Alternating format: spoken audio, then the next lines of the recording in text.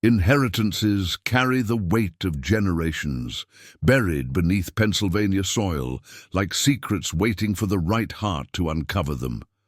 In the quiet valleys where Amish families have worked the same land for centuries, where morning mist rises from fields that have known both struggle and blessing, a widowed man was about to discover that God's provision often comes wrapped in the most unexpected packages.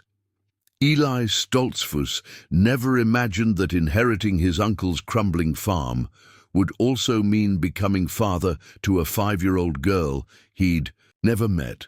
The widowed Amish man already struggled to keep his own land from foreclosure, and now he faced raising little Miriam while battling drought, debt, and a property that seemed beyond saving. But children see the world differently than adults. While Eli worried about next month's bills, Miriam explored every corner of their new home with wonder. In a forgotten cellar beneath the old farmhouse, her curiosity led to a discovery that would change everything. A rusted metal box containing deeds, maps, and a letter revealing a $200 million secret buried beneath their feet. Could this unexpected fortune save their simple way of life, or would it destroy everything they held sacred? Before we jump back in, tell us where you're tuning in from, and if this story touches you, make sure you're subscribed, because tomorrow I've saved something extra special for you. The morning sun cast long shadows across the weathered porch of the Stoltzfus farmhouse, painting the peeling white paint in shades of amber and gold. Eli stood in the doorway, coffee growing cold in his calloused hands, watching the mist rise from fields that hadn't seen a proper harvest in 3 years. At 42, his beard had begun showing threads of silver, and the lines around his eyes spoke of too many seasons spent squinting into uncertain skies. Behind him, the house held the peculiar silence that comes after sudden change. Sarah's rocking chair sat empty by the window as it had for the past 18 months since the cancer took her. But now there was something different in that silence, the soft breathing of a child still sleeping upstairs, a presence that both comforted and terrified him in equal measure. Uncle Benjamin's funeral had been a small affair, attended mostly by English neighbors who remembered the old man's kindness more than his eccentricities. Benjamin Stoltzfus had left the community 40 years ago, choosing the world over the faith, though he'd never married or strayed far from the simple ways that shaped his youth. His farm sat 3 counties over, close enough to visit but far, enough to forget, which Eli had done, much to his regret now. The lawyer's office had been a maze of legal papers and awkward explanations. Uncle Benjamin had named Eli as executor and sole beneficiary of his modest estate, but the biggest surprise hadn't been the property deed or the few $1,000s in a dusty savings account. It was the thin file marked Miriam Rose Stoltzfus, Ward, and the handwritten note in his uncle's careful script. "She needs family, Eli. Her grandmother died last winter and there's no one else. I pray you'll understand why I couldn't tell you about her before now." Miriam was Benjamin's son's child, a son Eli had never known existed. The boy had left home at 18, disappeared into the world, and died in a car accident 2 years ago along with his wife. The state had placed Miriam with her maternal grandmother, but when that arrangement ended, she'd come to live with Benjamin. For 8 months, the old man had cared for her with a tenderness that surprised everyone who knew his gruff ways. Now she was Eli's responsibility, sleeping in the small bedroom that had once been Sarah's sewing room. He'd moved the quilting frame to the attic and brought down the wooden bed that had served 3 generations of Stoltzfus children. The room smelled of lavender sachets and old wood, comfortable scents that he hoped would help the girl feel at home. The sound of bare feet on hardwood floors drew his attention. Miriam appeared at the kitchen doorway, her dark hair falling in tangles around her shoulders, clutching a worn cloth doll that Benjamin had mentioned in his notes. She was small for 5, with serious brown eyes that held more understanding than any child should carry. "Good morning," Eli said gently, setting down his coffee. "Did you sleep well?" She nodded but didn't speak. The social worker had warned him that Miriam had grown quiet since her parents' death, that she might take time to trust again. Benjamin's notes mentioned that she spoke freely with him after several weeks, but those 8 months together had ended too soon. "Are you hungry?" "I made oatmeal," he offered, gesturing toward the stove, where a pot simmered with cinnamon and brown sugar. Sarah's recipe, the one that had never failed to comfort. Another nod. Miriam climbed onto the kitchen chair that Eli had positioned on, a phone book to bring her to table height. She arranged her doll carefully beside her bowl, smoothing its faded dress with the same care Sarah used to give her best china. They ate in comfortable silence, the morning light growing stronger through the gingham curtains. Outside, the farm stretched in all directions. 200 acres of rolling Pennsylvania countryside that Benjamin had worked alone until arthritis and age forced him to lease most of it to neighbors. The main barn needed new boards, and the chicken coop listed slightly to the east, but the bones of the place were solid. "Uncle Benjamin showed me the cellar," Miriam said suddenly, her voice barely above a whisper. "He said there were treasures down there, but we never had time to look." Eli paused with his spoon halfway to his mouth. "What kind of treasures?" "Old things. Important things." She stirred her oatmeal thoughtfully. "He said every farm has secrets, and someday I might be old enough to understand them." The basement of the old farmhouse was something Eli remembered from childhood visits, a cool, dark space where Benjamin stored preserves and kept his tools. He'd planned to explore it eventually, to take inventory of what the property held, but caring for Miriam and managing the transition had consumed his attention. After breakfast, while Miriam dressed, Eli walked the perimeter of the main house. The structure dated to the 1890s, built by Benjamin's grandfather with limestone blocks quarried from the back 40. The foundation was sound, the roof relatively new, but everything else showed the wear of a man living alone for too many years. Shutters hung askew, gutters overflowed with last autumn's leaves, and the front steps creaked ominously under his weight. The barn told a similar story. Feed bins stood empty, stalls needed mucking, and daylight showed through gaps in the board and batten siding. But the hayloft still held the sweet scent of timothy and clover, and the old milkhouse retained the cool dampness that had preserved generations of dairy. Benjamin had kept detailed records, organized in a metal filing cabinet in the kitchen. Eli spent the morning reviewing accounts, tax records, and correspondence with neighbors who'd helped maintain the place. The numbers painted a sobering picture. The farm was barely breaking even, sustained mostly by crop-sharing agreements, and the small pension Benjamin had earned during his years working construction in Lancaster. Now those arrangements would need renegotiation, and Eli wasn't sure the neighbors would extend the same consideration to a stranger. His own farm, 40 miles north, had been on the market for 6 months without a serious offer. The plan had been to sell and move somewhere more affordable, maybe closer to Sarah's sister in Ohio, but Miriam changed everything. By afternoon, the girl had grown bold enough to venture outside.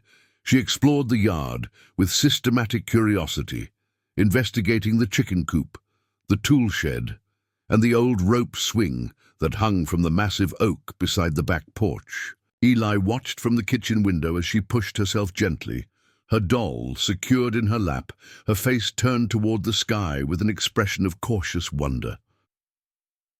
The mailbox held the usual collection of bills and advertisements, but one envelope caught his attention, heavy paper with the return address of Whitmore and Associates Legal Services. Inside, a brief letter informed him that the firm had been retained to handle certain aspects of Benjamin's estate that required additional documentation. An appointment was scheduled for the following Thursday at 10 o'clock to discuss matters that Mr. Stoltzfus felt were best explained in person. That evening, as dusk settled over the farm, Eli began the ritual of closing up the house. He checked the doors, banked the fire in the kitchen stove, and made sure the oil lamps were filled for the night. Upstairs, he found Miriam already in, her nightgown sitting on her bed with a book in her lap, one of the children's stories Benjamin had collected for her. "Would you like me to read to you?" Eli offered. She shook her head but patted the space beside her on the quilt. "Uncle Benjamin used to tell me stories about the farm, about the people who lived here before." Eli settled carefully on the edge of the bed. "What kind of stories?" "About the Underground Railroad," she said, her voice gaining confidence. "About brave people who helped others find freedom. He said this house was a station, that there are hiding places we haven't found yet." The history wasn't surprising. Many Pennsylvania farms had served that purpose before the Civil War, but Benjamin had never mentioned it during Eli's childhood visits, and the thought of hidden spaces in the old house added another layer of mystery to their inheritance. "He said the cellar was the most important part," Miriam continued, hugging her doll closer. "That's where the real secrets are kept. But he got too tired to show me before he went to heaven." Eli tucked the covers around her thin shoulders. "Maybe we can explore together when you're ready." She nodded sleepily. "Uncle Benjamin said I was ready. He said children see things that grown-ups miss, and sometimes that's exactly what needs to happen." Downstairs, Eli sat in Benjamin's worn armchair, a cup of chamomile tea steaming on the side table. The house settled around him with the familiar sounds of old wood adjusting to the cooling night. Through the window, he could see stars emerging. In the clear sky, brighter here than they'd ever appeared above his own farm, closer to town. Tomorrow, he would need to make decisions about his own property, about the farm's future, about raising a child he barely knew. But tonight, in the quiet house where 3 generations of Stoltzfus men had contemplated similar challenges, he felt the weight of responsibility settling on his shoulders like a well-worn coat. The appointment with the lawyer troubled him. Benjamin had been a careful man, not given to drama or mystery, but something in that brief letter suggested complications he hadn't anticipated. And there was Miriam's talk of treasures and secrets, spoken with the certainty that children bring to things they don't fully understand, but somehow know to be true. Outside, a barn owl called across the fields, its voice carrying on the night. It like a question, searching for an answer. Eli finished his tea, checked the doors one final time, and headed upstairs, wondering what other surprises Uncle Benjamin might have left behind. The Thursday morning drive to Lancaster took them through countryside that rolled like a green quilt under the September sun. Miriam sat quietly in the passenger seat of Eli's aging pickup truck, her doll secured in her lap, watching the familiar landscape of Pennsylvania farmland drift past the windows. She'd insisted on coming to the lawyer's appointment, claiming Uncle Benjamin had told her she should always be present when grown-ups discussed important matters about the farm. Whitmore and associates occupied the second floor of a brick building that had once housed a bank, its windows overlooking the courthouse square where horse-drawn buggies shared space with modern automobiles. The waiting room smelled of leather furniture and old paper lined with law books that looked more decorative than functional. Miriam pressed her nose to the window while Eli fidgeted with his black hat, uncomfortable in the formal setting. James Whitmore proved to be a man near 70, with silver hair and the patient demeanor of someone who'd spent decades helping families navigate difficult transitions. He greeted them both warmly, offering Miriam a chair beside a shelf of children's books before settling behind his mahogany desk with a thick manila folder. "Your uncle was quite specific about how this meeting should proceed," Whitmore began, adjusting his reading glasses. "He wanted you both present, and he wanted certain information delivered exactly as he'd written it. Benjamin came to see me 6 months before his passing, when his doctors told him the cancer had returned." Eli felt his stomach tighten. Benjamin had mentioned feeling poorly during their last phone conversation, but cancer hadn't been discussed. Another family secret, another piece of information shared too late. He was very concerned about young Miriam's future, the lawyer continued, glancing at the girl who had selected a picture book and settled into her chair. But he was equally concerned about something else, something he'd discovered on the property that he felt required careful handling. From the folder, Whitmore withdrew a sealed envelope marked for Eli Stoltzfus in Benjamin's careful handwriting. Beneath it lay what appeared to be surveyors' maps, geological reports, and several official-looking documents stamped with county seals. Your uncle asked that you read this letter first in my presence, so that I could answer any questions about the legal implications, Whitmore explained, sliding the envelope across the polished surface. Eli's hands trembled slightly as he broke the wax seal. Benjamin had always been fond of old-fashioned formalities. The letter was written on his uncle's personal stationery, the same careful script that had filled margins in the family Bible. Dear Eli, if you're reading this, then God has called me home, and you've found yourself responsible for more than you bargained for. I pray you'll forgive an old man for keeping secrets, but some knowledge carries burdens that shouldn't be shared until the time is right. 3 years ago, I hired a well-drilling company to improve the water situation on the back 40. The old well hadn't been productive since the drought of '98, and I thought a deeper bore might solve the problem. What they found instead changed everything I thought I knew about our family land. 20 feet down, they hit a pocket of natural gas. But that wasn't the real discovery. The geological survey I commissioned afterward revealed something far more significant, an oil deposit that extends from our property line to the Yoder farm next door. According to the experts, it's been there for millions of years, waiting. I've spent the past 3 years researching what this means, consulting with geologists and petroleum engineers who've sworn to keep the information confidential. The preliminary estimates suggest the deposit could be worth anywhere from $50 million to $200 million, depending on extraction costs and market conditions. I know what you're thinking, son. I know how this knowledge sits against everything we were raised to believe about simplicity and worldly wealth. I've wrestled with those same questions every day since the discovery. But I've also watched our young Miriam grow up without parents. And I've seen how hard you've struggled. Since Sarah's passing, the choice is yours now. The legal documents with Mr. Whitmore will give you complete control over mineral rights and extraction decisions. You can lease the land to petroleum companies and provide for Miriam's future in ways that go far beyond anything our family has ever imagined. Or you can seal those documents away and continue living as we always have, trusting in God's provision through simpler means. But I want you to remember something, Eli. Wealth itself isn't evil. It's what we do with wealth that matters. If this blessing comes into your hands, it comes with responsibilities that extend beyond our immediate family. Our community has needs, our neighbors face struggles, and perhaps this is God's way of providing resources for service we can't yet imagine. Whatever you decide, know that I trust your judgment completely.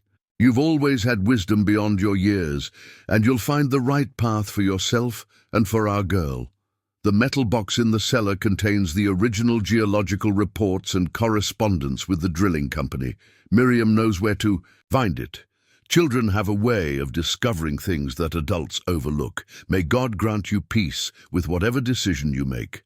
Your loving uncle, Benjamin Stoltzfus Eli, read the letter twice before looking up at Whitmore, whose expression revealed nothing of his thoughts. Across the room, Miriam had abandoned her book and was watching them both with the unnervingly perceptive gaze that seemed to see more than any 5-year-old should. The geological surveys are legitimate, Whitmore said quietly. I've had them verified by independent experts. Your uncle was very thorough, very careful about documenting everything properly. $200 million, Eli repeated, the words feeling foreign in his mouth. You're certain of this? The upper estimate assumes optimal extraction conditions and current market prices. The conservative estimate is closer to 50 million, which would still represent life-changing wealth for any family. Whitmore spread the maps across his desk, pointing to shaded areas that indicated the deposit's boundaries. The oil extends beneath approximately 120 acres of your property, with potential spillover onto neighboring farms. Miriam climbed down from her chair and approached the desk, studying the colorful maps with interest. Uncle, Benjamin said there were treasures in the ground, she observed matter-of-factly. He said the earth keeps secrets until the right time comes to share them. Eli felt a strange mixture of elation and terror coursing through his chest. The financial pressure that had plagued him for months could vanish overnight. Miriam's future could be secured beyond his wildest dreams, but the implications stretched far beyond their personal circumstances. What about the neighbors? He asked. The Yoders, the Millers. If drilling starts, how does that affect their land? That's a complex issue, Whitmore admitted. Depending on the extraction method, there could be impacts on adjacent properties. Surface drilling would require access roads and equipment staging areas. Hydraulic fracturing might affect groundwater. These are conversations you'd need to have with the petroleum companies before making any commitments. Eli thought about the Amish families who'd lived peacefully in this valley for generations, whose way of life depended on the land remaining unspoiled. The idea of industrial equipment and chemical processes disrupting that peace felt like a violation of everything he'd been raised to respect. But then he looked at Miriam, so small and trusting, and imagined the opportunities this wealth could provide: education, healthcare, security that would last her entire lifetime. Was it selfish to consider those benefits, or would it be selfish not to? I need time to think. About this, Eli said finally, to pray about it. This isn't a decision that should be made quickly. Of course, Whitmore agreed. Your uncle expected as much. But there is one time-sensitive issue we should discuss. Several petroleum companies have been inquiring about mineral rights in this area. They haven't approached you directly yet, but they will.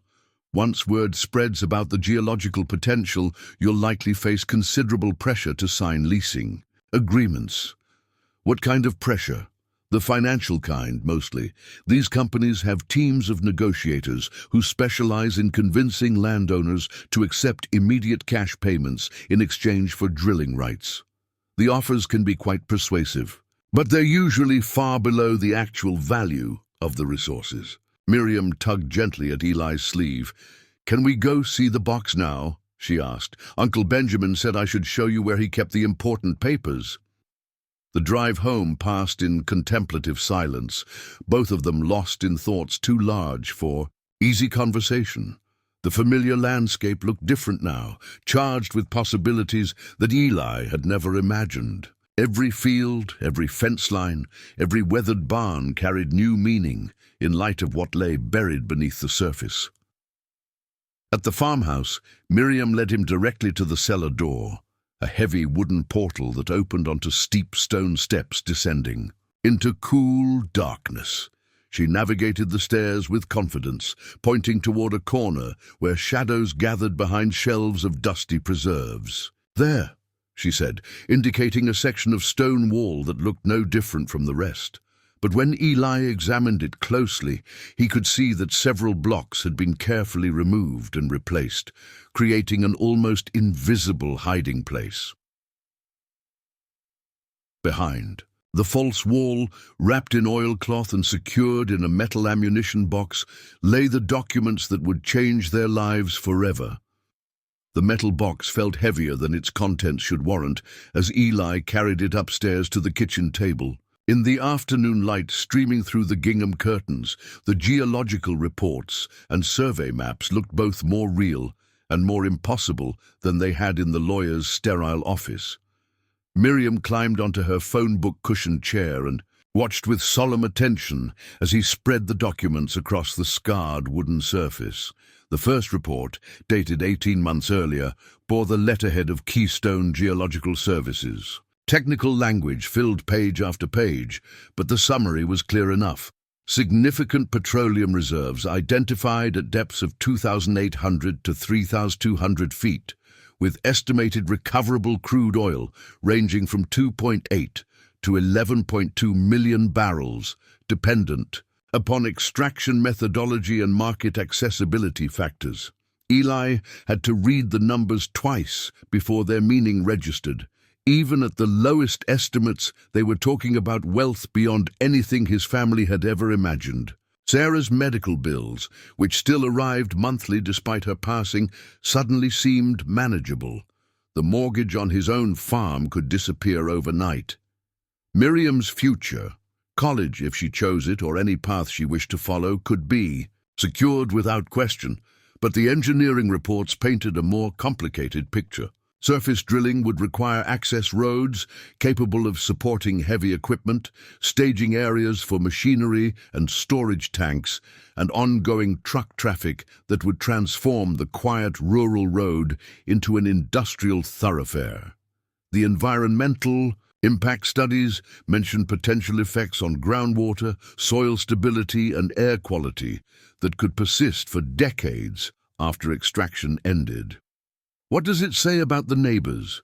Miriam asked, running her finger along the property boundary. "Lines marked in red ink on the survey maps. It says the oil goes under their land too," Eli replied carefully. "But Uncle Benjamin's property is where most of it can be reached." The phone rang before Miriam could ask another question, its shrill bell cutting through the afternoon quiet. Eli almost didn't answer. His mind was too full of numbers and possibilities to focus on ordinary conversation, but years of ingrained politeness won out. "Eli Stoltzfus speaking. Mr. Stoltzfus, this is Rebecca Chen from Cornerstone Energy Corporation. I hope I'm not calling at an inconvenient time." The voice was professional, friendly, with just a hint of urgency beneath the polished courtesy. "I understand you've recently inherited property in Lancaster County, and I wondered if we might arrange a brief meeting to discuss some opportunities that could be mutually beneficial." Eli's grip tightened on the receiver. Whitmore had warned him this would happen, but he hadn't expected it so quickly. "I'm not sure what you mean by opportunities, Miss Chen." "Of course, I understand your caution. Let me be direct. We're a Pennsylvania-based energy company that specializes in helping landowners maximize the value of their mineral rights. We've been working in your area for several months, and we believe there may be significant petroleum potential on your property. And how exactly did you come to that conclusion?" A pause, barely perceptible. "Geological surveys in the region have indicated promising formations. We'd simply like the chance to present you with some options that could provide immediate financial benefits with minimal disruption to your current farming operations." Eli looked at Miriam, who was listening to his side of the conversation with obvious interest. The child's presence somehow made the corporate smoothness of the caller feel more intrusive, more predatory. "I appreciate your interest, Miss Chen, but this isn't a good time for my family to consider major changes. I completely understand, Mr. Stoltzfus. Perhaps I could mail you some basic information, just so you have a sense of what we might be able to offer. There's no obligation, of course, but we've found that landowners appreciate having all their options clearly explained."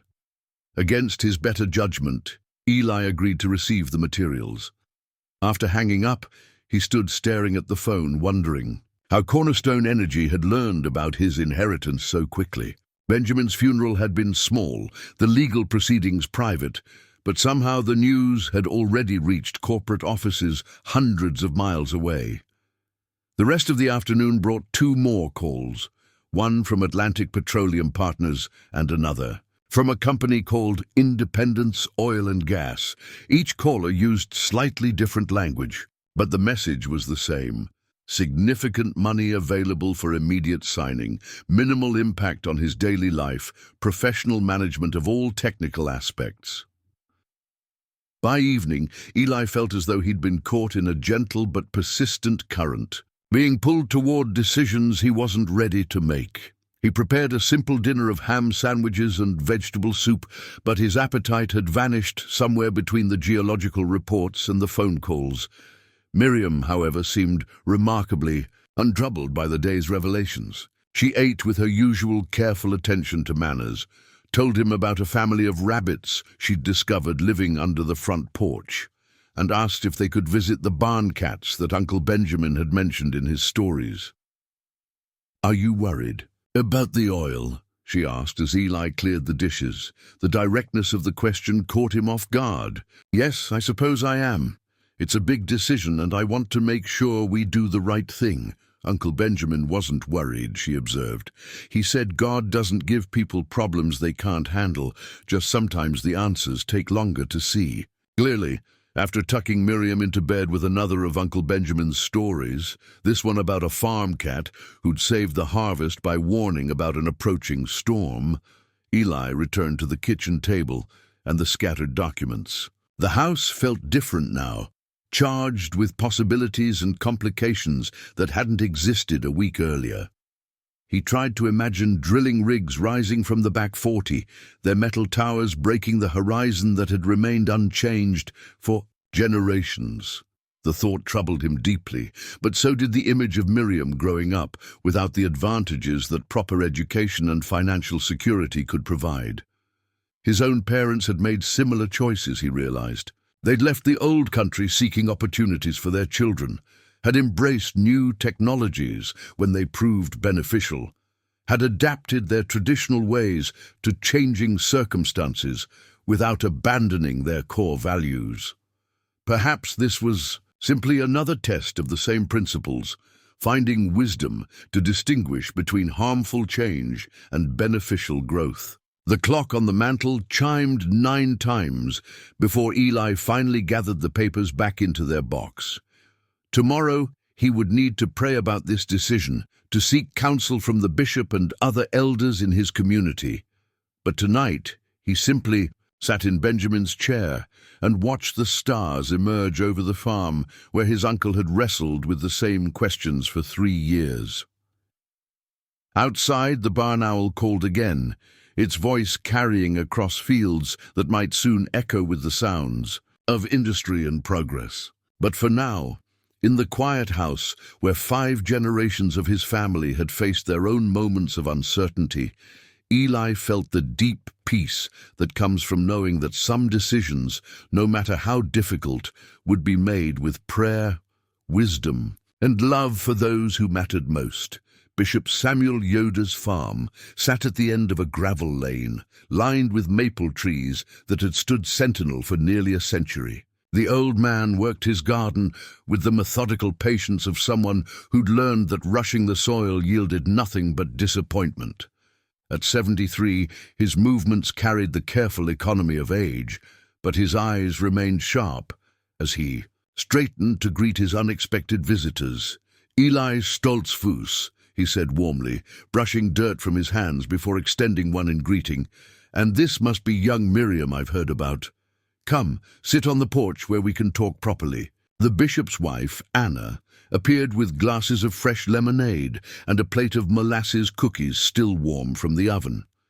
She fussed over Miriam with the gentle attention of a grandmother, settling her in a comfortable chair with a view of the chicken yard where Rhode Island Reds scratched and pecked in the afternoon sun. "I've been expecting you," Bishop Yoder said once they were settled.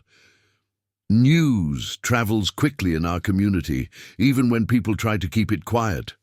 James Whitmore's secretary attends our sister church in Lancaster. She mentioned your uncle had left some complicated legal matters for you to handle." Eli felt a flush of embarrassment. He'd hoped to present the situation carefully, to seek guidance before rumors began spreading, but apparently that opportunity had already passed.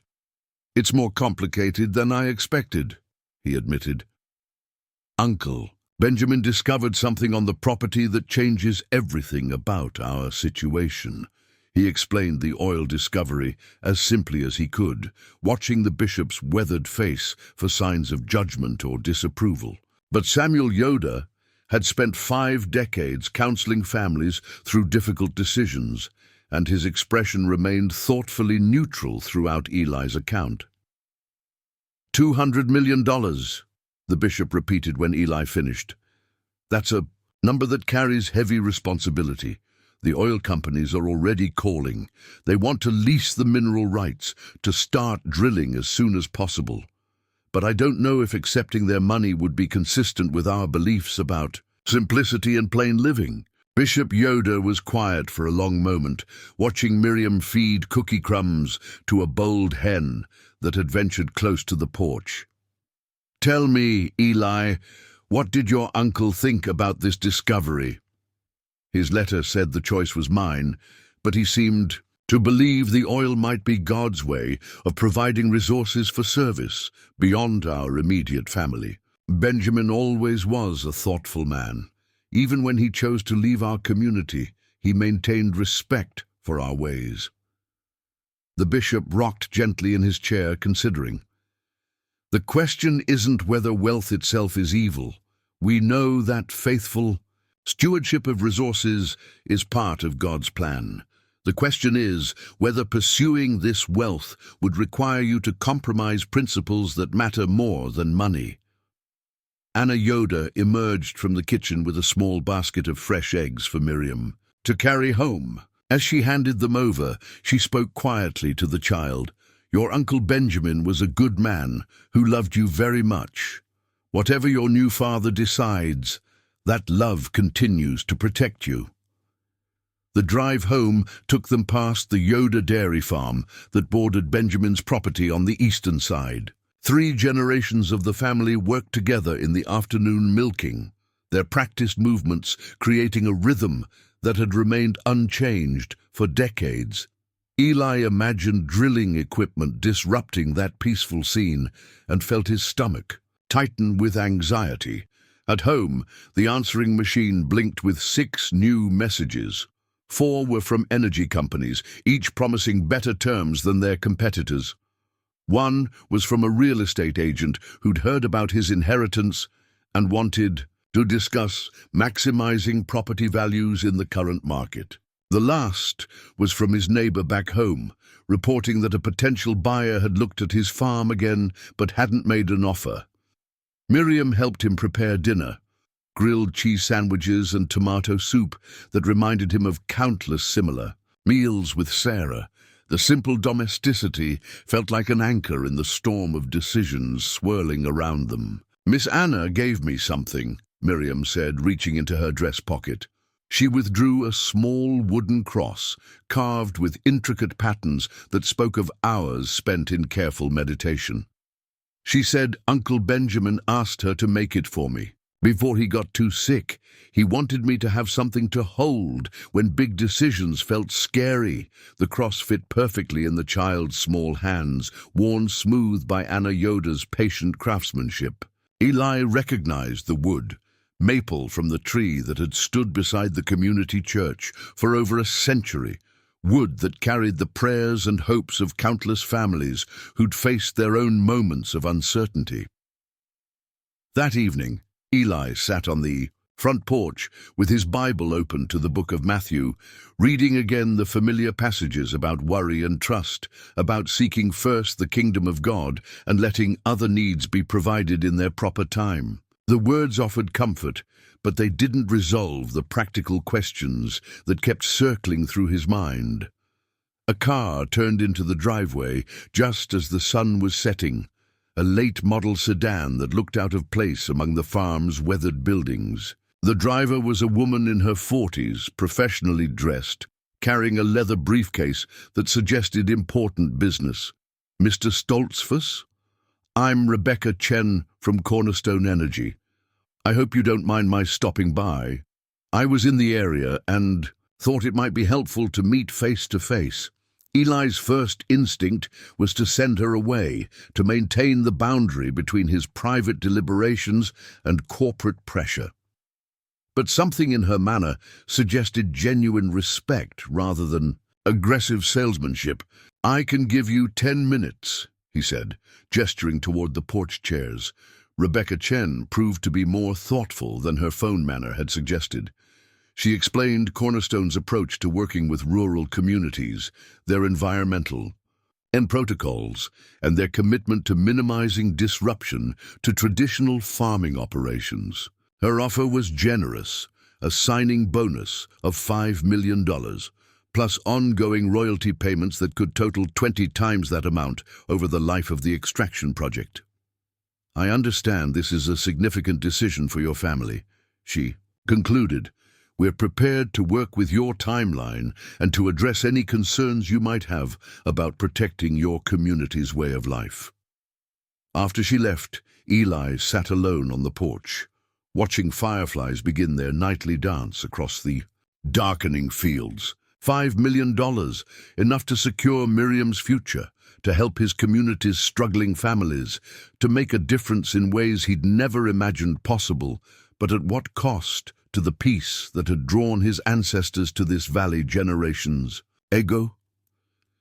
The community gathering at the Miller farm happened every third Sunday during harvest season, a tradition that brought together families from 3 church districts to share food, fellowship, and the endless work of preparing for winter.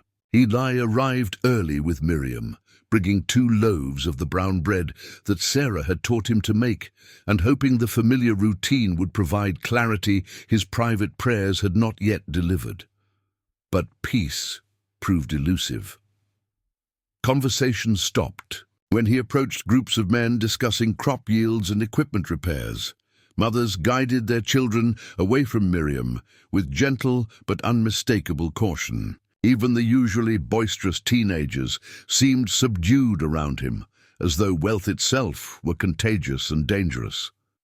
Only John Miller, their host, treated them with normal warmth. At 65, he'd seen enough seasons of prosperity and hardship to understand that circumstances changed quickly for farming families and that judgment helped no one. "Walk with me," John suggested after the noon meal, leading Eli toward the barn where they could speak privately. "People are talking, and most of what they're saying isn't very helpful." Eli felt his shoulders tense. "What are they saying?" "That you've struck oil and plan to turn the valley into an industrial park, that you'll be so rich you'll forget your plain upbringing and leave the community entirely. Some of the more creative storytellers have you buying a mansion in Philadelphia and sending Miriam to fancy English schools." The accusations stung because they touched fears Eli had been trying not to acknowledge. The money could change him, could separate him from the community that had shaped his values and supported him through Sarah's illness and death. But the alternative, rejecting the opportunity entirely, felt like a betrayal of his responsibility to Miriam. "I haven't decided anything yet," Eli said. "I'm still praying about what God wants me to do." John nodded approvingly. "That's what I told the others. But you should know that some families are already making plans based on their assumptions. About your intentions, the Yoder boys are talking about selling their dairy operation and moving to Ohio before property values get crazy. Eli Stoltzfus thinks the oil companies will contaminate her water well and wants to know if you'll pay for a new one." Inside the barn, Miller's draft horses nickered softly in their stalls, massive Percherons whose bloodlines had worked these fields for 6 generations. The familiar sounds and smells of hay, leather, and healthy animals usually calmed Eli's spirit, but today they only emphasized how much could be lost if industrial development changed the character of their valley. "There's something else," John continued, his voice dropping to a confidential tone. "I got a visit yesterday from a man named Thomas Brennan. He represents a consortium of investors who want to buy mineral rights throughout the county. He offered me $50,000 just to sign papers giving them first option on any oil or gas that might be discovered under my land." Eli felt a chill despite the barn's warmth. "Did you sign?" "Not yet, but $50,000 would pay off my equipment loans and give me a cushion for the lean years. It's hard to say no to that kind of security." especially when my neighbor might bring drilling rigs to the property line anyway. The implications hit Eli like a physical blow. His decision wouldn't just affect his own farm, it would trigger changes throughout the community as speculation and corporate pressure spread from property to property. Even families with no oil beneath their land would face difficult choices about mineral rights and development options. That afternoon, while Miriam played with the other children, Eli found himself drawn into conversations that revealed how deeply the news had already affected their neighbors. Sarah Byler worried that industrial traffic would make the country roads unsafe for horse-drawn buggies. Daniel Stoltzfus questioned whether property taxes would increase if land values rose dramatically. Anna Yoda wondered aloud if their children would be tempted to abandon farming for easier money in the oil industry. But the most troubling conversation came from Rebecca Miller, John's daughter-in-law, who taught at the one-room schoolhouse that served the district's children. "I need to ask you something directly," she said, her usual gentle manner replaced by urgent concern. "Are you planning to allow hydraulic fracturing on the property?" Eli admitted he wasn't entirely sure what the term meant, which seemed to increase Rebecca's anxiety rather than reassure her. Fracking involves injecting millions of gallons of water and chemicals deep underground to break up rock formations and release trapped oil and gas, she explained. The chemicals can contaminate groundwater, and the process sometimes causes earthquakes. But the bigger concern for our community would be the truck traffic. Hundreds of trucks per day during the drilling phase, carrying water, sand, chemicals, and equipment on roads that weren't designed for that kind of use. The image she painted was devastating. Diesel trucks roaring past the schoolhouse every few minutes, children unable to play safely in their own yards, the peaceful rural atmosphere destroyed by industrial noise and traffic. Eli tried to imagine explaining such changes to Sarah's memory, to the vision they'd shared of raising children in harmony with the land and their faith. On the drive home, Miriam was unusually quiet, staring out the window at fields she'd begun to know and love. Finally, she spoke in the thoughtful voice she used for important observations. "The other children think we're going to become rich and forget about them." Eli's heart sank. He'd hoped the adult tensions wouldn't affect the children, but apparently they'd been more perceptive than he'd realized. "What do you think about that?"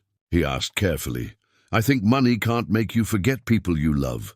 Uncle Benjamin had money saved up, but he still remembered to take care of me." She paused, considering. "But I think maybe some grown-ups forget that love is more important than money, and that makes them scared." Her wisdom humbled him. At 5 years old, Miriam understood something that he'd been struggling to see clearly. The community's fear wasn't really about oil or drilling equipment or environmental concerns. It was about the possibility that wealth would change their relationships, that money would become more important than the bonds of faith and mutual support that held their world together. That evening, as he tucked her into bed, Miriam asked a question that would keep him awake long into the night. "If we keep the oil money, will you still be my daddy the same way Uncle Benjamin was my uncle?" The answer should have been immediate and certain, but Eli found himself hesitating just long enough for doubt to creep into the child's eyes. In that moment, he understood that the most important decision he faced wasn't about money or mineral rights or community pressure. It was about the kind of man he wanted to be for the little girl who trusted him completely. The first frost came early that year, painting the farmhouse windows with delicate ice crystals that caught the morning light like tiny prisms. Eli stood at the kitchen sink, watching Miriam chase the barn cats through the stubbled cornfield, her breath forming, small puffs of vapor in the crisp October air. 3 weeks had passed since the community gathering, 3 weeks of sleepless nights and unanswered prayers, and he felt no closer to a decision than the day they'd discovered Uncle Benjamin's secret. The phone calls had intensified. Energy companies, offered increasingly generous terms, while environmental groups urged him to preserve the land in its natural state. A representative from the Pennsylvania Historical Society had visited to discuss the farm's Underground Railroad heritage, suggesting that oil drilling would destroy archaeological evidence of the station that had once operated in the cellar. Each conversation pulled him in a different direction until he felt like a weather vane spinning helplessly in conflicting winds. But it was the letter from his own church district that troubled him most deeply. Deacon Paul Lapp had written on behalf of the elders, requesting a formal meeting to discuss the spiritual implications of pursuing worldly wealth and the potential impact on our community's commitment to simple living. The letter was respectful but firm, and its arrival meant that Eli's private struggle had become a matter of official church concern. Miriam burst through the kitchen door, her cheeks red from the cold and her eyes bright with excitement. "The orange cat had kittens," she announced. "4 of them, and they're all different colors. Can we keep them all?" Eli smiled despite his worries. In the weeks since their arrival, Miriam had blossomed from the quiet, withdrawn child who'd first climbed into his truck. She'd claimed the farm with the confident ownership of someone who'd finally found home, and the thought of uprooting her again, whether to pursue oil wealth or flee from its complications, felt like another kind of betrayal. "We'll see about the kittens," he promised. "But first, we need to get ready for church. The deacons want to speak with us after the service." During the worship service, Eli found himself studying the faces of families who'd been part of his life since childhood. The Stoltzfuses and Yoders and Millers who filled the simple wooden benches represented generations of shared faith and mutual support.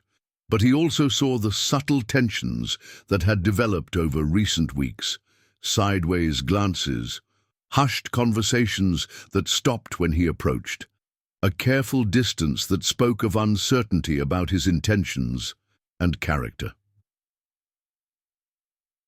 The meeting afterward took place in the small room behind the sanctuary where church business was traditionally conducted. The 5 deacons arranged themselves around a plain wooden table, their expressions serious but not unkind.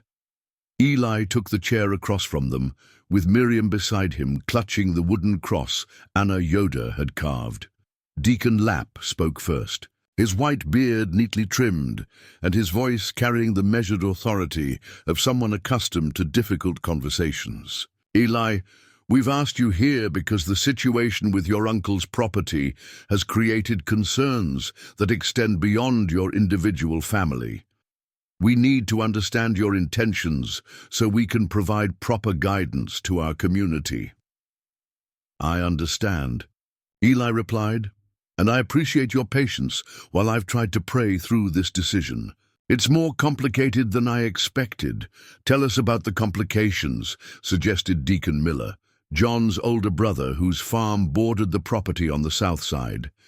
Eli explained the geological reports, the potential value of the oil deposits, and the various pressures he'd been receiving from corporations and advocacy groups. He described his conversations with Bishop Yoder and his growing understanding of how his decision would affect neighboring families and the broader community. "The money could do tremendous good," he concluded. "Miriam's future would be secure. Struggling families in our community could receive help, and we could support charitable works in ways we've never imagined. But I'm also aware that pursuing this wealth might compromise principles that matter more than financial gain." Deacon Stoltzfus, a distant cousin whose family had farmed the valley for 5 generations, leaned forward in his chair.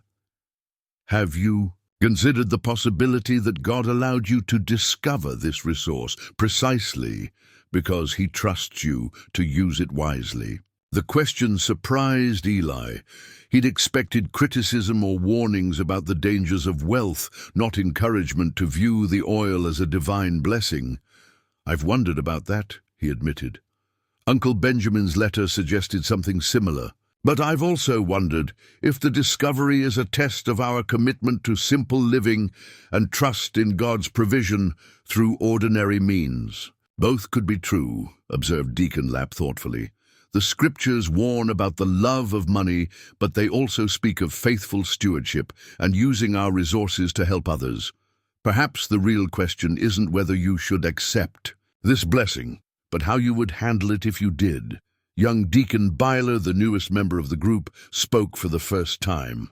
I've been thinking about Joseph in Egypt, how God gave him knowledge of the coming famine so he could prepare and help others survive. Maybe this oil deposit is similar, a resource that God has revealed for purposes beyond your immediate family. Miriam, who had been listening quietly, suddenly spoke up. Uncle Benjamin said the earth keeps secrets until the right time comes to share them. Maybe this is the right time because there are people who need help, and this is how God wants to provide it. The deacons exchanged glances, clearly impressed by the child's insight. Deacon Miller smiled warmly at her. What else did your Uncle Benjamin tell you about the oil? He said, money is like fire. It can warm your house and cook your food, but it can also burn everything down if you're not careful. He said the important thing is to remember that the fire belongs to God, not to you.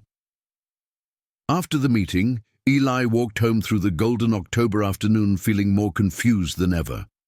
The deacons had given him permission to pursue the oil, at least if he felt called to do so, but they'd also made clear that his decision would be watched carefully by the entire community. The weight of their expectations and their concerns felt almost as heavy as the financial opportunity itself.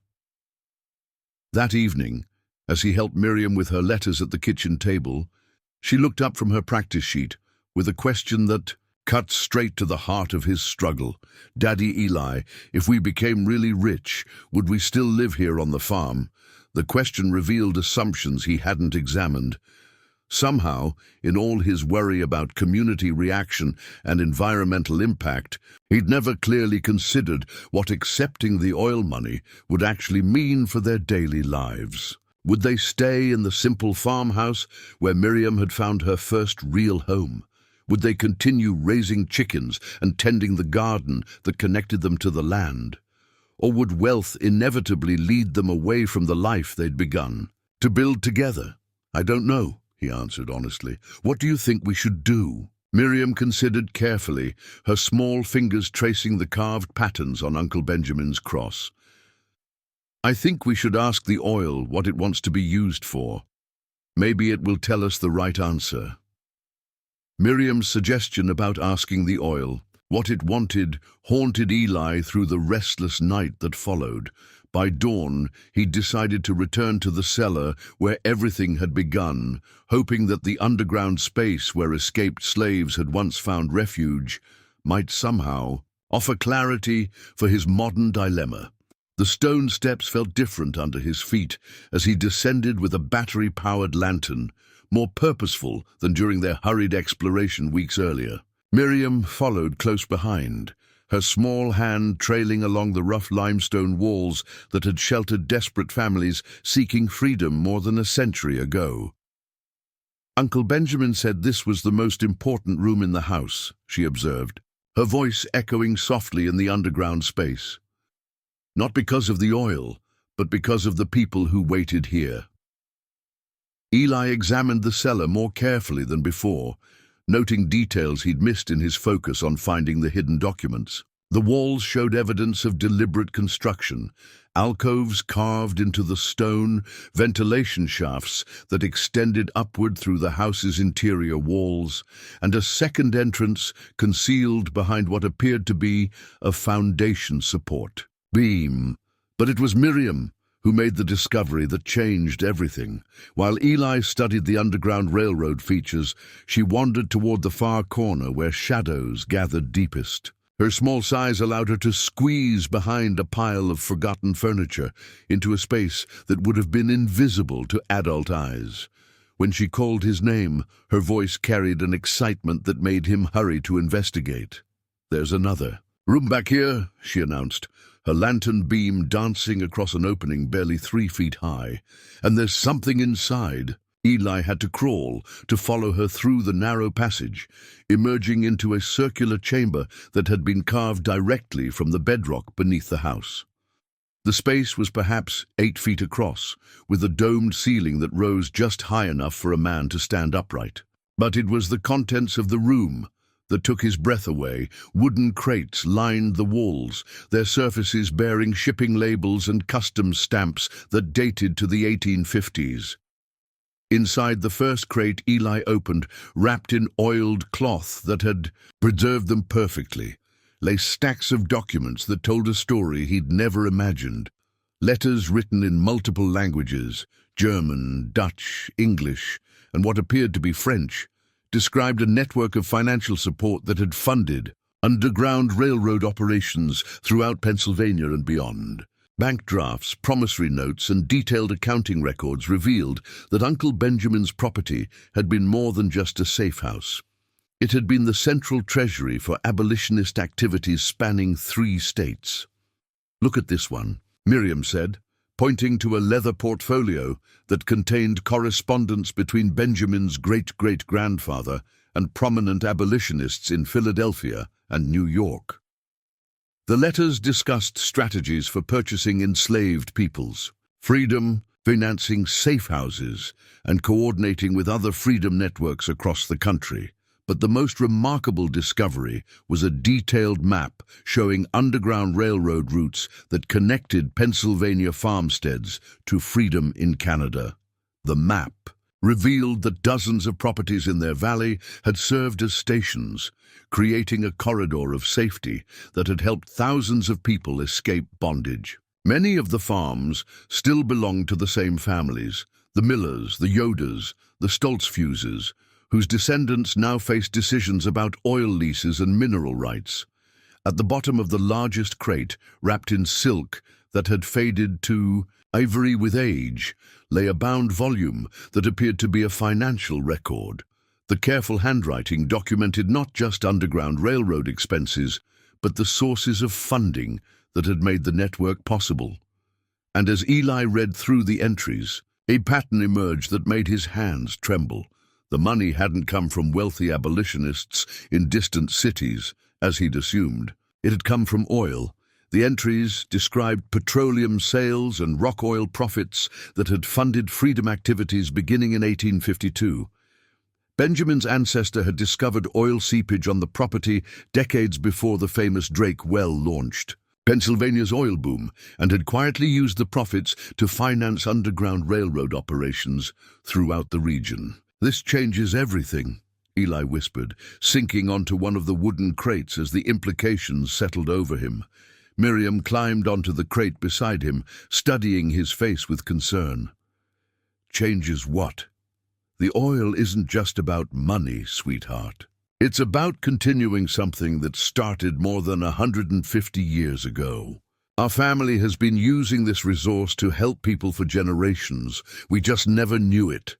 The bound volume contained detailed records of how oil profits had been distributed, payments to conductors who guided escaping slaves, purchases of supplies for safe houses, bribes to officials who might have interfered with freedom activities, and direct payments to enslaved people seeking to buy their own freedom or that of family members. One entry, dated September 1858, recorded a payment of $500, a fortune at the time, to help a family of 7 purchase their freedom from a Virginia plantation. The notation in the margin read, "God's provision through earthly blessing enables his children to serve his justice." Another entry described using oil profits to purchase the Miller farm when it came up for auction, ensuring that a crucial underground railroad station would remain in sympathetic hands. Similar entries documented strategic property purchases throughout the valley, creating the network of cooperating families that still characterized their community today. As Eli continued reading, he realized that his contemporary neighbors, The families who'd expressed concern about his oil decision were descendants of people whose own freedom activities had been funded by the same resource now beneath his feet. The Yoders, the Millers, the Baylors, and others had inherited properties that had been underground railroad stations, purchased and maintained with oil money that his ancestor had quietly provided. "Uncle Benjamin knew about this, didn't he?" Eli asked aloud, though he was really thinking through the implications rather than expecting Miriam to answer. But she did answer, in the matter-of-fact way she had of revealing information that changed everything. "He said the oil was like a river that flows underground, sometimes hidden, but always moving toward where it needs to go. He said our job wasn't to stop the river, but to make sure it flowed toward good things instead of bad things."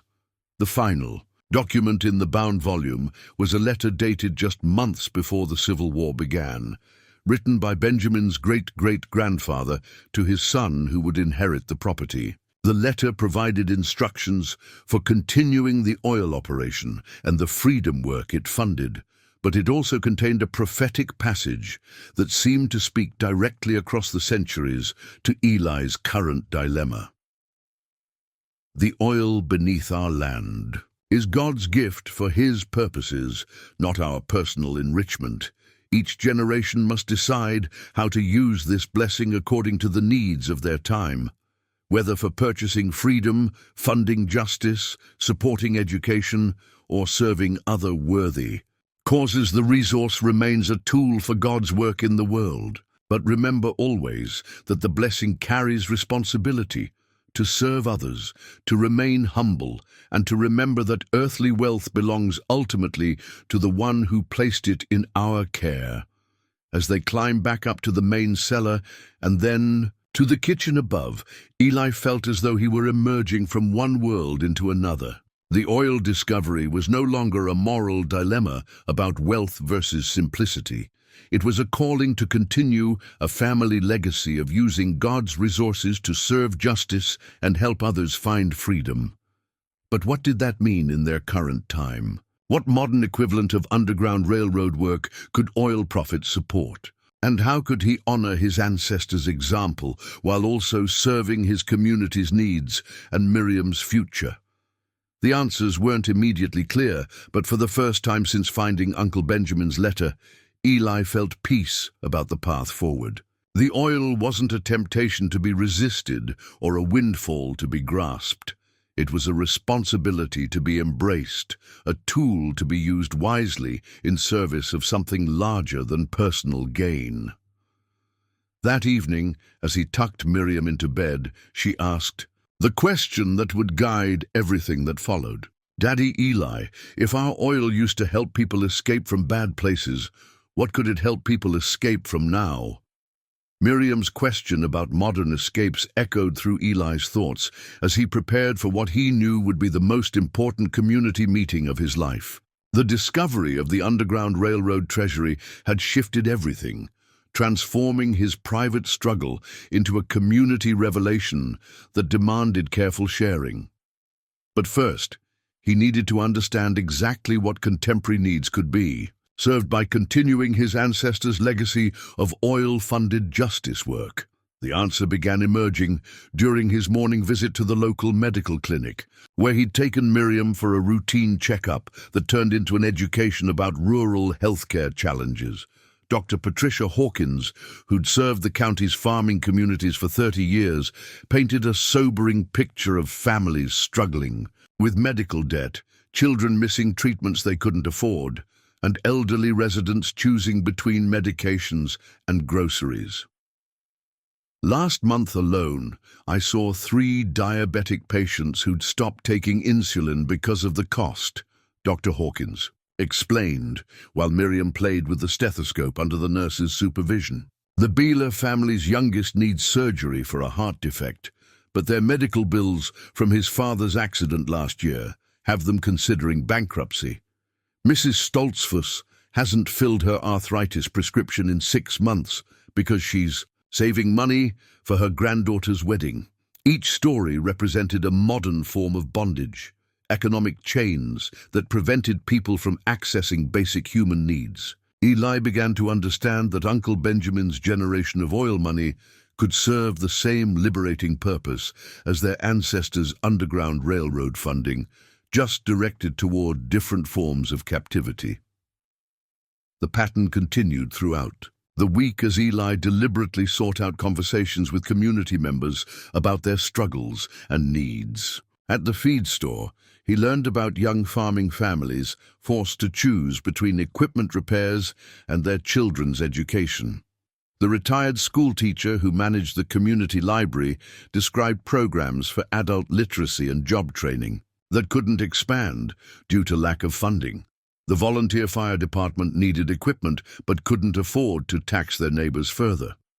By Thursday evening, Eli had filled a notebook with documented needs that oil profits could address, not through charity that created dependence, but through strategic investments that empowered people to build better lives. Medical debt relief, educational scholarships, small business loans, infrastructure improvements, and emergency assistance funds could all function as modern Underground Railroad stations, helping people escape from circumstances that limited their freedom and potential.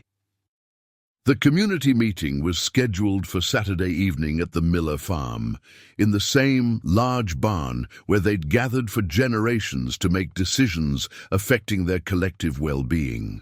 Eli had requested the gathering through the traditional channels, speaking first with Bishop Yoder and the deacons, then with the elected representatives from each family. The agenda was simple: to share the historical discovery and seek community guidance about using oil resources to continue their ancestors' legacy of service.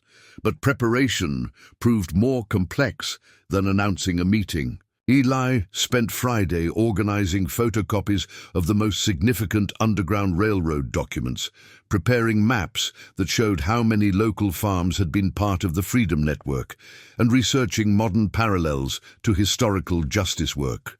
He wanted to present the information clearly and completely, without overwhelming people with details or appearing to manipulate their emotions. Miriam insisted on helping with preparations, carefully arranging the copied documents in folders, and practicing her own explanation of how they'd discovered the hidden chamber. Her excitement about sharing Uncle Benjamin's family secret was infectious, but it also reminded Eli of how much was at stake. The child had already lost too many anchors in her young life: her parents, her grandmother, Uncle Benjamin himself. This community needed to remain stable and welcoming, regardless of how they responded to the oil revelation. The evening before the meeting, Rebecca Chen from Cornerstone Energy called with an urgent message. "Mr. Stoltzfus, I need to inform you that our window for the initial lease agreement is closing. We've had inquiries from other companies about properties in your area, and if we don't have a signed agreement by Monday, we may need to withdraw our offer and pursue other opportunities." The deadline pressure felt deliberate, designed to force a decision before he could fully consider alternatives. But instead of creating anxiety, the corporate ultimatum clarified his thinking. Whatever decision the community reached about oil, development would be made according to their values and timeline, not according to energy company schedules. Saturday morning brought an unseasonably warm October day that felt like summer's final gift. Eli and Miriam spent the hours before the meeting walking the property boundaries, visiting the places where Underground Railroad history had unfolded more than a century earlier. The old root cellar where escaping families had hidden. The path through the woods that connected to similar trails on neighboring farms. The overlook where watchmen had signaled when it was safe for travelers to continue their journey north. Do you think people will be happy about the oil when they know it helped their great-great-grandparents? Miriam asked as they stood beside the massive oak tree that had served as a landmark for freedom seekers. "I hope so," Eli replied. "But even if they're happy about the history, they might still worry about what oil drilling would mean for their farms and families today." Uncle Benjamin wasn't worried, she observed, with the confidence that characterized her references to their departed relative. He said people always find the right answer when they remember that helping others is more important than helping themselves. By 6 o'clock, families began arriving at the Miller farm in buggies and wagons that filled the barnyard with the sounds of horses, conversation, and children's laughter. The gathering included not just members of their immediate church district, but representatives from neighboring communities whose properties had been part of the Underground Railroad network. Word of the historical discovery had spread through careful channels, drawing people whose ancestors had participated in the freedom work that oil profits had supported. Inside the barn, John Miller had arranged hay bales for seating in a large circle that would allow everyone to see and hear clearly. Battery-powered lanterns hung from the rafters, casting warm light over the weathered wooden beams and creating an atmosphere of intimate community gathering. The smell of hay and leather mixed with the aromas of the potluck dinner that would follow their meeting, familiar scents that spoke of continuity and belonging. Bishop Yoder opened with prayer, asking for wisdom and unity as they considered how God might be calling them to use the resources he had provided. The bishop's words carried special weight because his own family's farm had been documented as an underground railroad station, purchased with oil money in 1859 to ensure safe passage for freedom seekers. Eli began his presentation by reading portions of Uncle Benjamin's letter, establishing the context for the oil discovery and the moral questions it had raised. Then he described finding the hidden chamber and the documents that revealed their shared history of using petroleum profits to fund justice work. As he spoke, he watched faces in the circle change from skeptical attention to growing amazement. When he displayed copies of the financial records showing oil money used to purchase several farms in their valley, gasps of recognition rippled through the gathering. Families realized they were sitting on land that had been acquired specifically to support Underground Railroad operations, creating the network of cooperating households that still characterized their community relationships. Our ancestors understood something that we need to remember, Eli concluded. Wealth isn't evil when it's used to serve God's purposes. The question isn't whether we should accept this blessing, but how we can use it to continue the work of liberation that our family started more than a century ago. Young David Miller, John's grandson, who'd recently married and started farming his own land, was the first to respond. What kind of modern liberation work are you thinking about?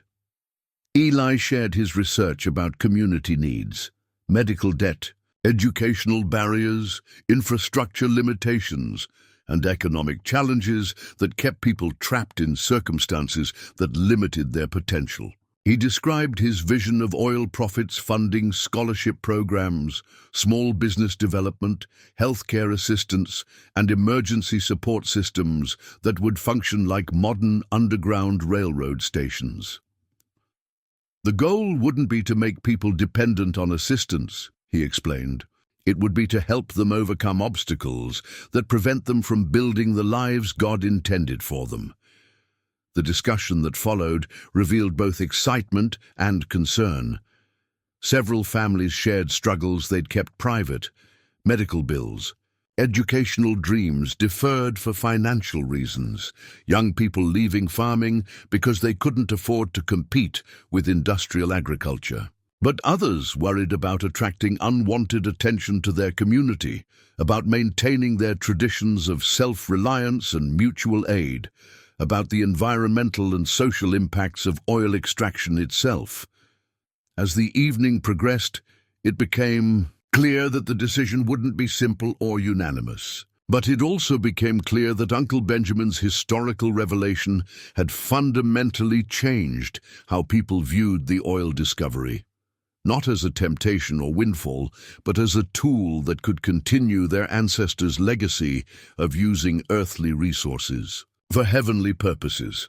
The meeting would continue past midnight, with careful consideration of technical details, environmental safeguards, and implementation strategies. But by 9 o'clock, the most important question had been answered. Yes, their community was ready to consider using oil profits to fund modern freedom work, following the example their ancestors had established generations earlier. The only remaining question was exactly how to honor that legacy while protecting the land and lifestyle they all cherished. The debate continued deep into the evening, voices rising and falling in the lamplight as 3 generations of families wrestled with questions their ancestors could never have imagined. By 10 o'clock, the children had fallen asleep on blankets spread across the hay bales, including Miriam, who clutched Uncle Benjamin's wooden cross even in sleep. Emma Byler, whose family faced crushing medical bills from her husband's farming accident, spoke through tears that she'd tried to hide. "I haven't slept a full night in 8 months, worrying about how we'll pay for Jakob's physical therapy. The doctors say without continued treatment, he might never regain full use of his arm. But the insurance only covers half the cost, and we've already borrowed against the farm twice." Her words opened floodgates of similar confessions. The Yoder family's oldest son had been accepted to study agricultural engineering, but couldn't afford the tuition that would help him modernize their dairy operation. The Stoltzfus widow needed a new roof before winter, but had no resources beyond her late husband's modest savings. Young families throughout the valley struggled with the gap between traditional farming income and modern living costs, but resistance remained strong among the older generation. Deacon Stoltzfus, now 83, and the community's most respected elder, voiced concerns that resonated with many. "I've seen what oil money did to communities in Texas and Oklahoma. Even when people start with good intentions, wealth changes them. Children stop learning the value of hard work. Families lose their connection to the land. Communities become divided between those who benefit from oil money and those who don't." His words carried the weight of lived experience and earned respect, creating uncomfortable silence in the barn. Eli felt the fragile consensus beginning to fragment, understanding that opposition from the elders could end the discussion before practical solutions emerged. It was Bishop Yoder who provided the bridge between past wisdom and present opportunity. At 73, he commanded attention from both generations, having guided the community through decades of careful adaptation to changing circumstances. Deacon Stoltzfus speaks truth about the dangers of wealth, the bishop acknowledged. But he also knows that our ancestors faced similar choices when they discovered the oil that funded underground railroad work. They could have been corrupted by that wealth, could have used it for personal luxury instead of service to others. What kept them faithful to their values? The question hung in the air while people considered the historical parallel. Finally, Anna Miller, John's daughter-in-law who taught school, offered an answer. They had a clear purpose. The oil money wasn't for their own comfort. It was for a specific mission that aligned with their faith. Every dollar had a destination that served God's justice. Exactly, Bishop Yoder agreed. The question isn't whether wealth is dangerous. It is. The question is whether we can establish safeguards that ensure this blessing serves God's purposes rather than our own desires.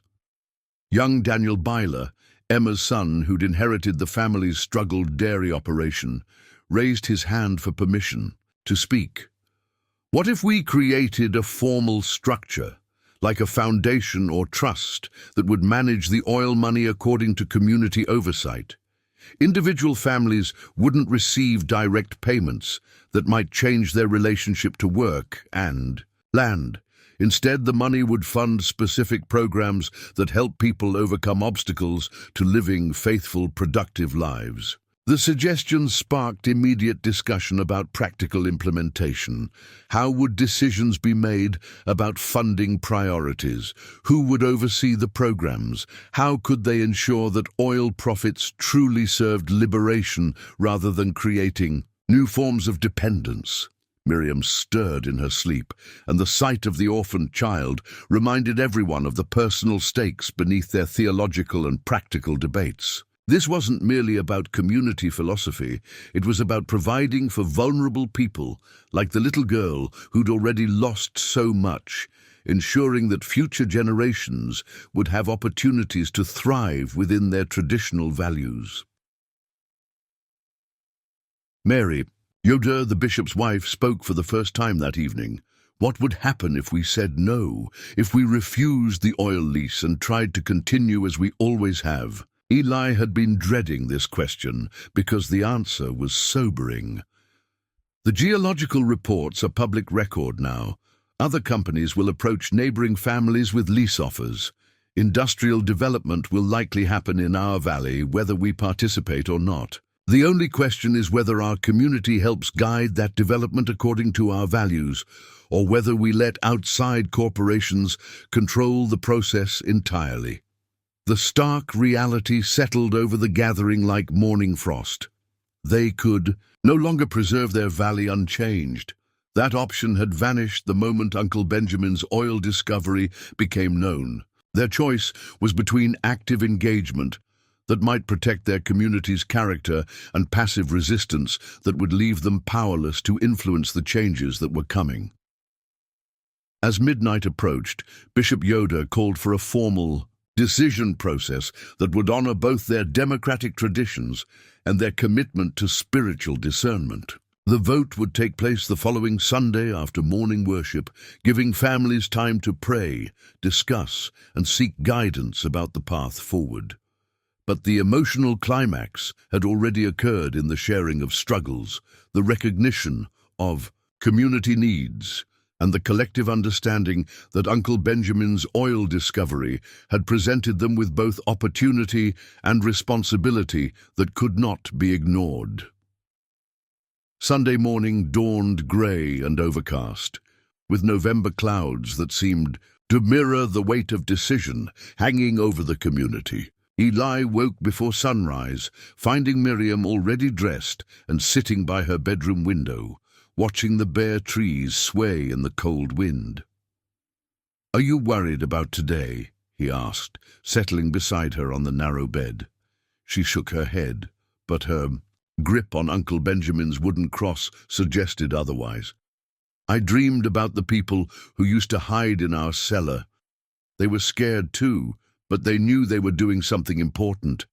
Her words reminded Eli that courage had always been required for justice work, that their ancestors had faced far greater risks when they chose to fund Underground Railroad operations. The decision his community faced today was difficult, but it paled in comparison to the life and death choices that had been made in that same hidden chamber more than a century earlier. The morning worship service proceeded with its usual rhythm, hymns sung in four-part harmony, scripture readings that spoke of faithful stewardship, prayers that sought divine guidance for temporal decisions. But tension hummed beneath the familiar liturgy as families prepared for the vote that would shape their valley's future. After the final hymn, Bishop Yoda addressed the congregation with words that carried both gravity and hope. "We gather today, not just as neighbors, but as inheritors of a legacy that our ancestors established through their own difficult choices.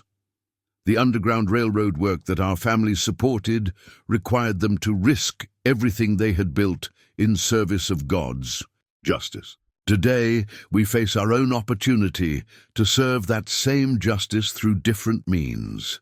The voting process followed traditions established generations earlier.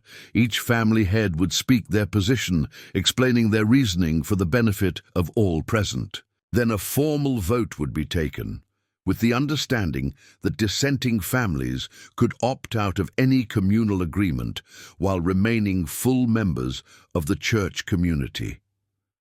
John Miller spoke first, his weathered hands steady as he stood before his neighbors, My family votes yes to establishing the oil foundation, but with strict conditions.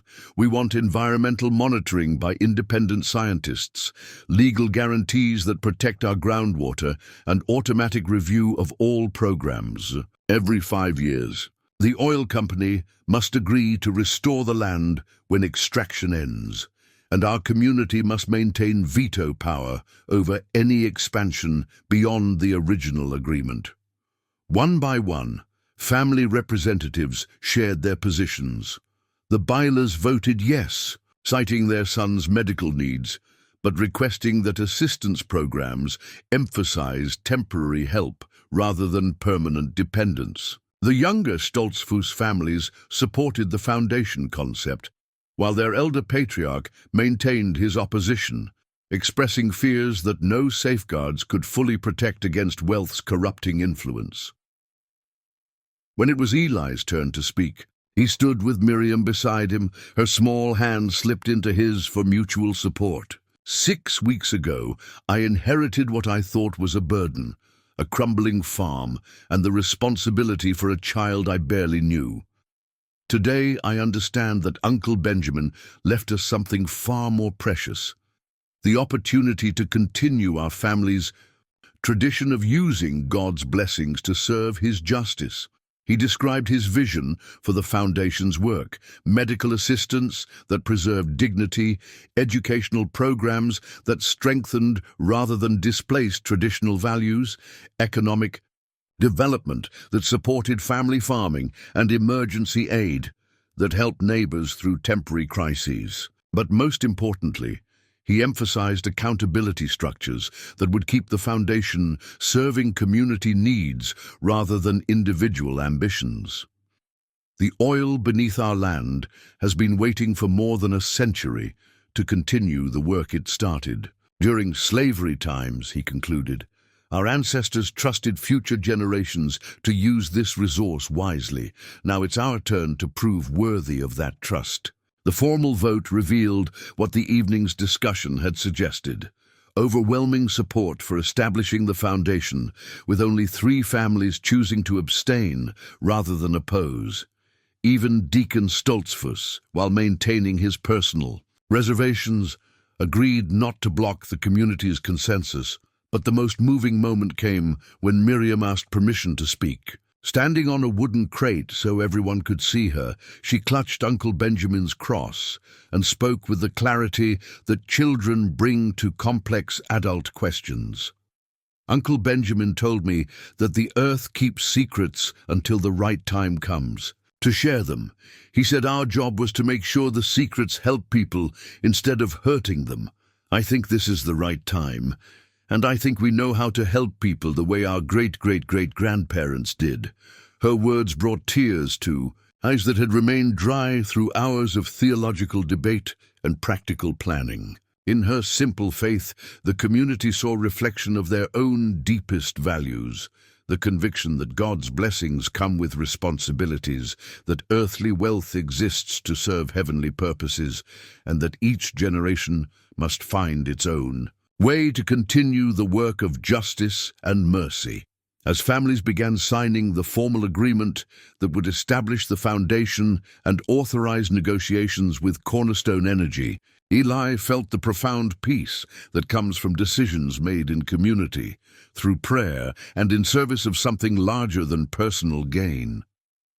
The oil that had funded freedom for escaping slaves would now fund freedom from medical debt, educational barriers, and economic hardship for their own neighbors and beyond. 2 years later, the spring morning sun painted the farmhouse kitchen in shades of gold that reminded Eli of that first dawn when he'd stood in the doorway wondering how to raise a child he barely knew. Now Miriam sat at the same table, her dark hair braided neatly for school, practicing her letters with the careful concentration of a 7-year-old who took learning seriously. The oil wells rose from the back 40 like steel monuments to community decision-making, their presence surprisingly unobtrusive against the rolling Pennsylvania landscape. Cornerstone Energy had honored every environmental commitment, installing equipment that operated so quietly that visitors often failed to notice it until they stood directly beside the extraction sites. The access roads followed natural contours of the land, and the staging areas were screened by stands of native trees that the company had planted according to community specifications. But the real changes were harder to see and more profound in their impact.